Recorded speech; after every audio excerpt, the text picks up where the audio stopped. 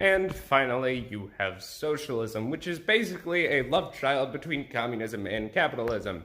And it's what most countries, especially first world countries, are. The reasoning for that is because, well, it's the most stable option. Unlike communism, a socialist economy and government won't take 100% of the money you make as taxes. Instead, they only take a portion of it, which, similar to communism, is promised to go towards you and your community.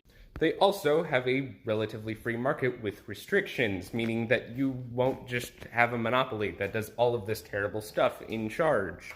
Unlike capitalism, you'll have this thing called free will and a choice. For all of its glory about America has for capitalism, it's technically a socialist economy. Why? Well, they take a portion of your paycheck each year and use it to benefit the community and the military. But honestly, economically speaking, America's economy is more like capitalism has a little brother, and it just needs a little nudge from the parents. So what's the best way to point out if a government is using a socialist economy over a capitalist or communist one?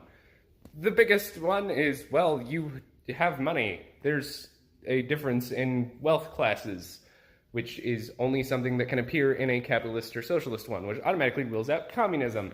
The next one is, well, free healthcare. In order to have a free healthcare, the government is taking taxes, which means it's obviously not fully capitalist, so it's gotta be socialist then. And in the end, socialism is just the most stable option.